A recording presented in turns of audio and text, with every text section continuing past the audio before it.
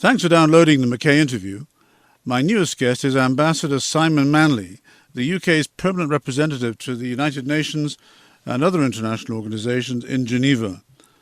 Recorded the day before the resignation of Prime Minister Boris Johnson, we discuss, among other things, whether or not multilateralism is now dead because of the illegal Russian invasion of Ukraine, political upheavals in the UK, and whether war in Ukraine has caused the first paradigm shift in international relations since the peace of 1945.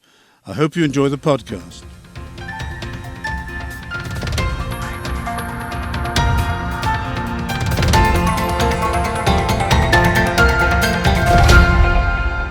Hello everyone, I'm back in UN country today, in Geneva, the globally acknowledged home of multilateralism, sitting in the permanent mission of a country which was a founding member of the League of Nations and of the United Nations, and a country whose head of state, herself an immediately recognizable face around the world, has just celebrated the 70th anniversary of her accession to the throne, making her the longest reigning monarch in history. Of course, I'm talking about Queen Elizabeth II and the United Kingdom.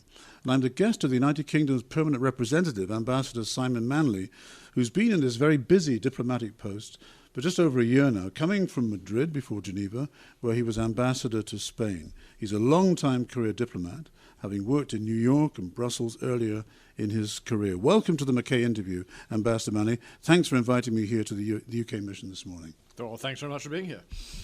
Look, I'm really looking forward to our conversation, having had similar ones with three of your predecessors, all in the same room, in fact. So I'm learning, I hope, fairly quickly.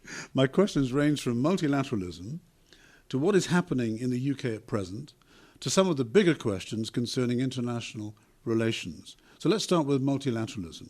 Isn't I mean multilateralism, dead? Now that a member of the United Nations and a permanent member of the UN Security Council at that has taken upon itself to invade a sovereign neighbouring country, which it even says it doesn't recognise, and conduct unilaterally a war of aggression in plain sight of the world's media, the UN and other multilateral bodies. Isn't this a mortal blow to the credibility of multilateralism? Does it not have a direct impact on the work done in international Geneva and people like you?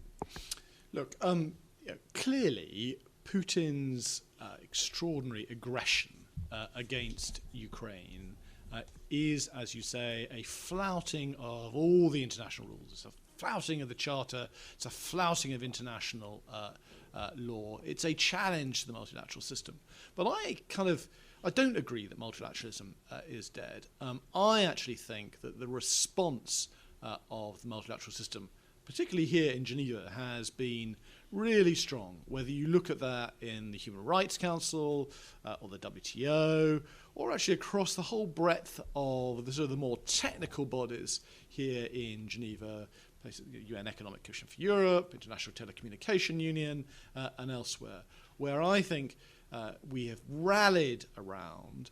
We have said that we stand up for international law, we stand up for the Charter, we support Ukraine and Ukraine's fundamental choice of what it wants to be as a country. And that's an absolutely fundamental aspect of the international system. And it's interesting, I think, back in late February when Putin launched his invasion, we had just chosen the dates for the latest ministerial conference of the WTO. And to be honest, there were a lot of people around that time who said, look, you can't possibly hold a ministerial conference of the WTO during wartime. It's going to be a disaster. Russia's going to kind of dominate it all. And yet, just a couple of weeks ago, we held a ministerial conference of the WTO, which probably agreed the widest range of ministerial outcomes that we've seen from a WTO ministerial conference in a generation. So multilateralism is alive and kicking. We're going to come on to the WTO in a moment. But just as a corollary to that, one of the criticisms nowadays, just generally, is that people's attention span seems to be shorter. You're not worried that people don't just run out of stamina, even at the UN level, and just drift off into another issue and lose interest in what's going on in Ukraine? So look, it's a challenge because this is going to be a protracted conflict. It's a conflict we are absolutely sure that Ukraine will win. And it will win because its cause is right. and because it has the support of the international community. But we do need to sustain the pressure. We need to sustain the diplomatic isolation of Russia, and we need to ensure that we provide all the support we can to Ukraine. And I think that was the great common conclusion out of the G7, and you've seen it again just now in Lugano, that we are with Ukraine for as long as it takes. Ambassador, I just want to try and get behind some of the real issues in the big multilateral dossiers on your desk. And I think our listeners and me personally anyway would be very interested to hear this. What I mean to ask is, do you from time to time raise yourself above, so to speak, looking at the issues just from a UK perspective and take the broader and wider view so as to have a fuller appreciation of the issues, all the arguments, and the various points of view on those matters on your desk? And let me give you a concrete example. World Trade Organization, which you've mentioned already. A big play has been made about the successes of the recent meeting here in Geneva. I think it's called the 12th Ministerial Conference, or MC12. Now, I'm not a trade specialist, obviously, and I doubt many of our listeners are either, but I did read that the important steps, and I put those in quotation marks, were taken in the areas of food security, pandemics, intellectual property rights, and fisheries subsidies.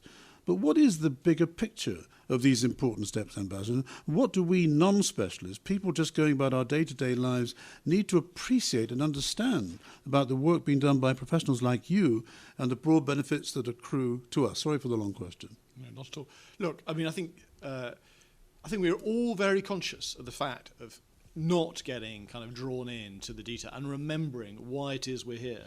Why it is we're here representing the UK, standing up for the values in which we believe, standing up for multilateralism, effective multilateralism that brings effective solutions to people, not just in the UK, but globally. And, you know, in our kind of focus on Ukraine, I think it's really important that we don't lose sight of the other big issues out there on the international agenda, whether that be Afghanistan, Yemen, Horn of Africa, or elsewhere.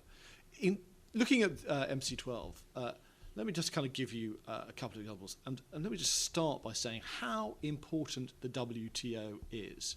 And I think, you know, to those of your listeners who are out there in business, they'll know the importance of clear and resilient trade rules for us, whether we're importers or exporters or investors.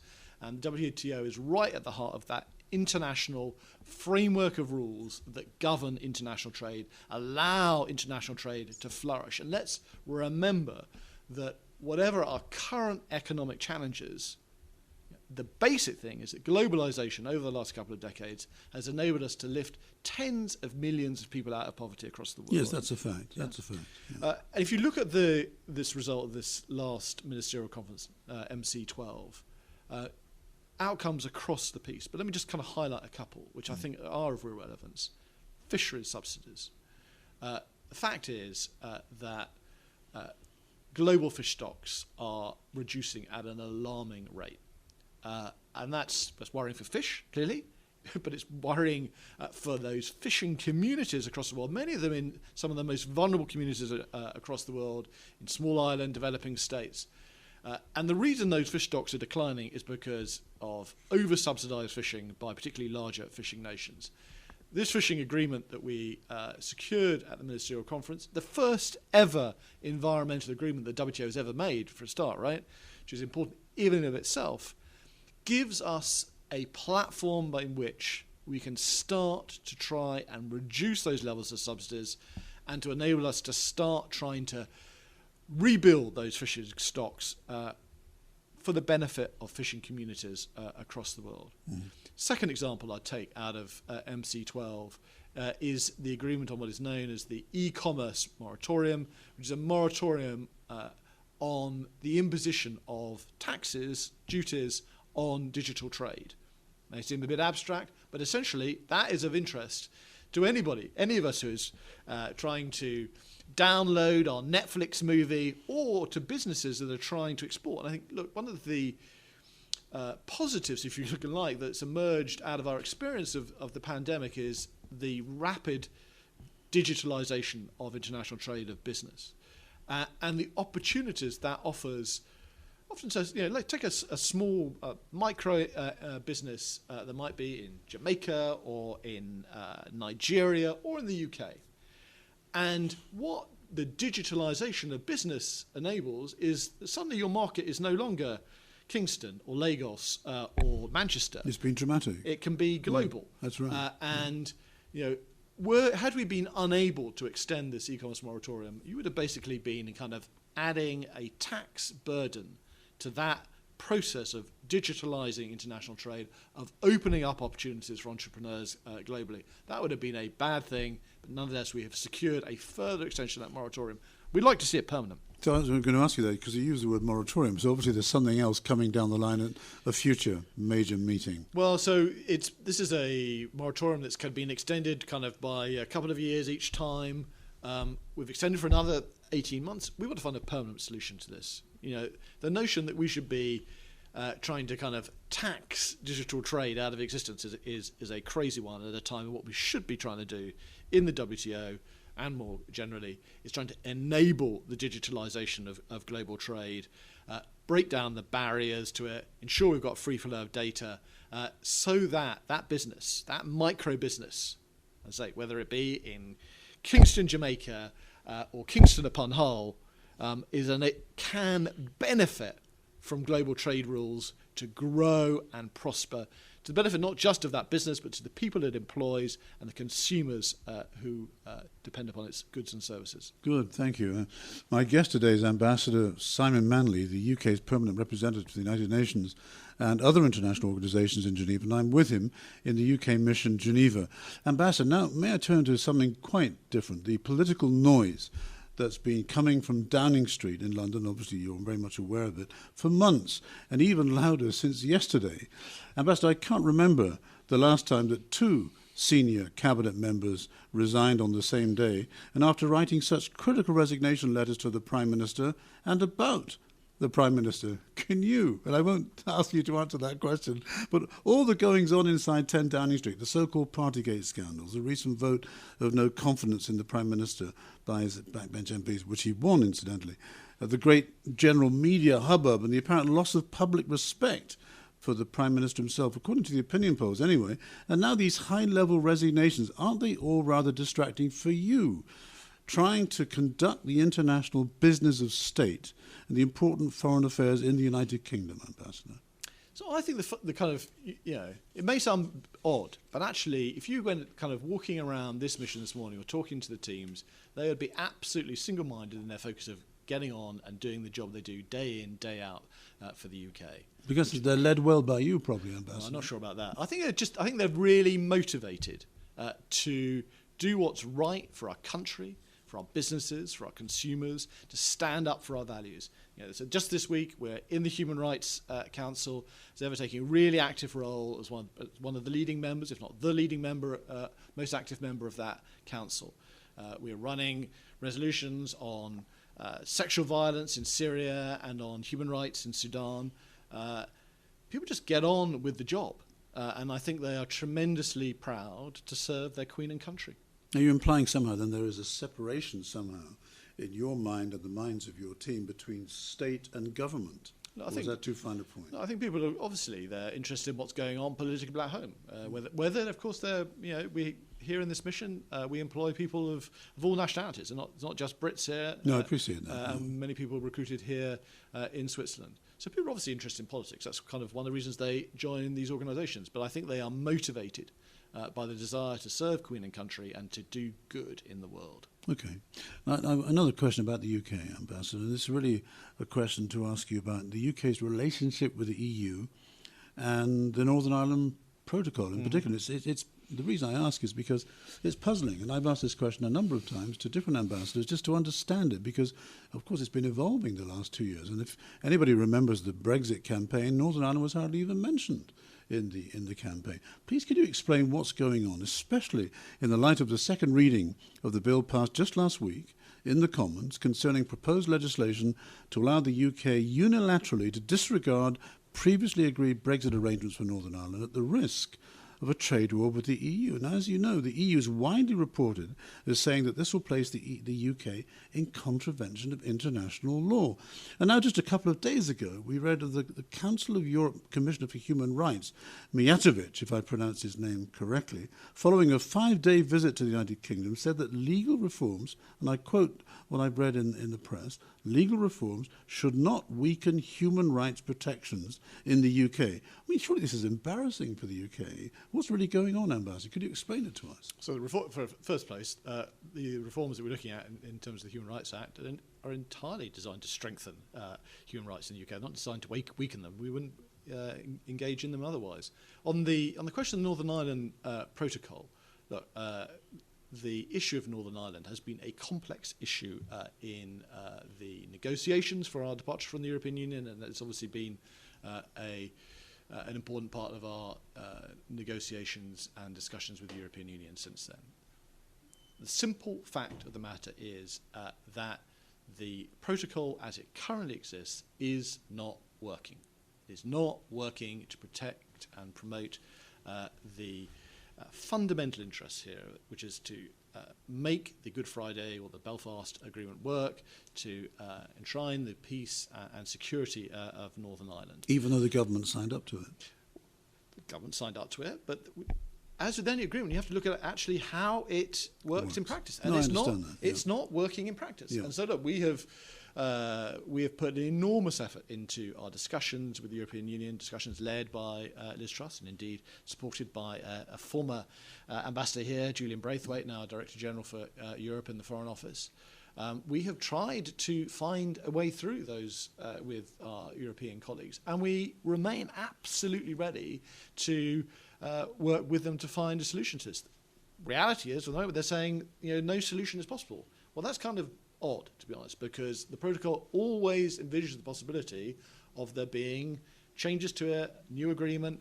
That's what we're saying. Let's try and find a way through here that protects the single market, but also avoids a hard border, that protects the integrity of the United Kingdom. Right? This is a really fundamental issue for any country. Absolutely. Yeah? Absolutely. To protect your own integrity as a country and to ensure that we can maintain the progress that we have seen over the last few decades in Northern Ireland after the Troubles of finding a way to respect the Good Friday Agreement and to build on the peace and stability in the province. It's bound to be resolved at some point by negotiation, but I guess for most of us, particularly those from the UK, realise the heat, the tension, the sentiment, the emotion of many, many, many decades, and we just hope for a good resolution. So do we. I'll ask you a question now, which is perhaps a bit premature, Ambassador. Maybe I should put it to you next year, but it's really about the country that's our host.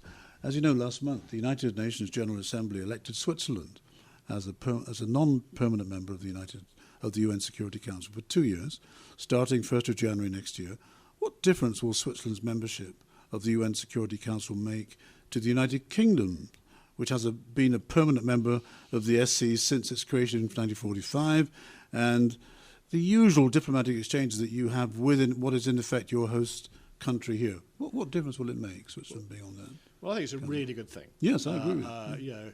I was a young diplomat in New York before Switzerland became a member of the United Nations. So to move from being a non-member of the United Nations to a non-permanent member of the UN Security Council is it's a great achievement. It's a big leap, yeah. And I recognise that journey has not always been easy for Switzerland, and a matter of some political controversy at times. But we really welcome the prospect of our Swiss allies being with us on the Security Council.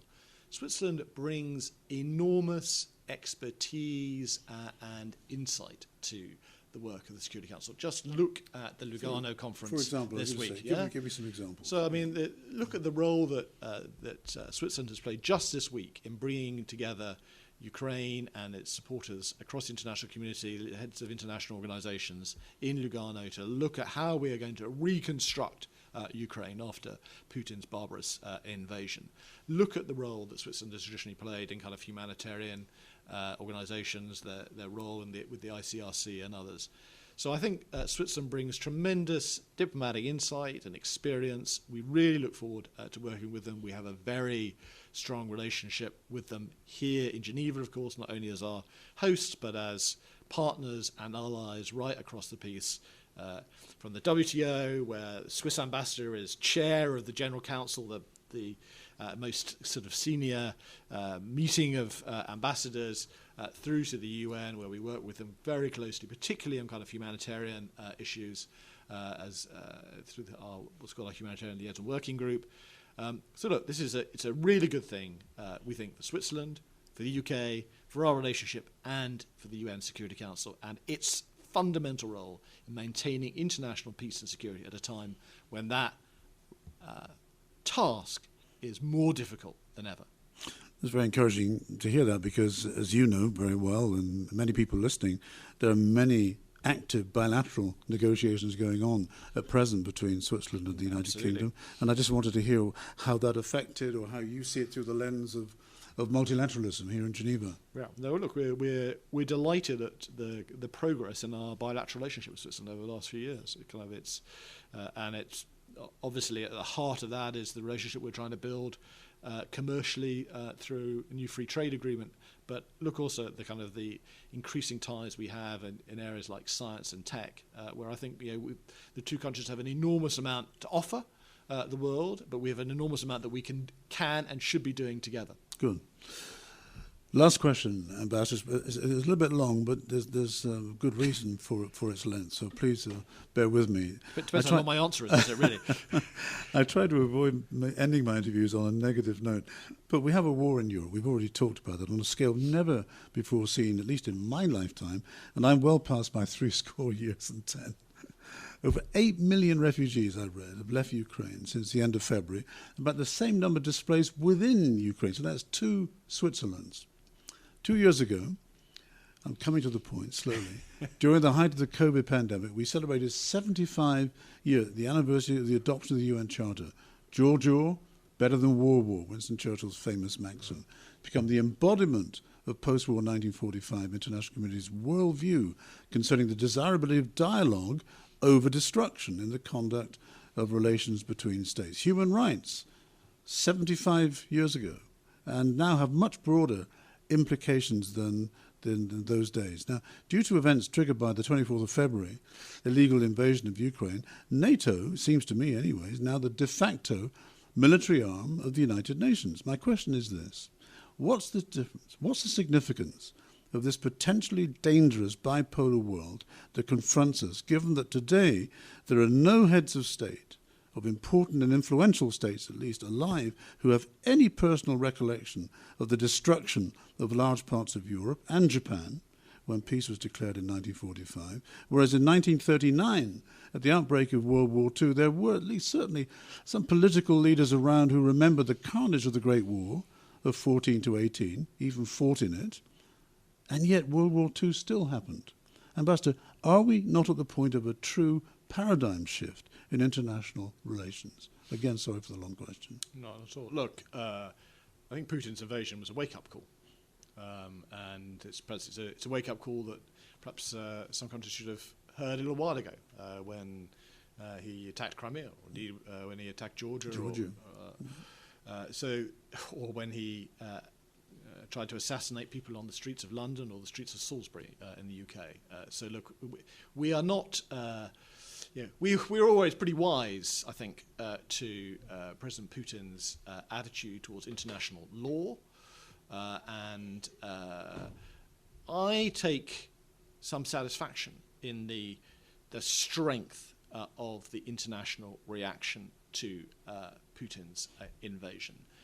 I take satisfaction from the strong stance we've seen here in Geneva from the Human Rights Council, within the WTO and elsewhere, but I take particular satisfaction from the strong stance that we've seen from the international community over the last 10 days or so, whether that be at the G7 summit or at the NATO summit in Madrid, which I think saw a really fundamental shift in NATO's approach and an extraordinary sense of commitment, or indeed at the conference in Lugano.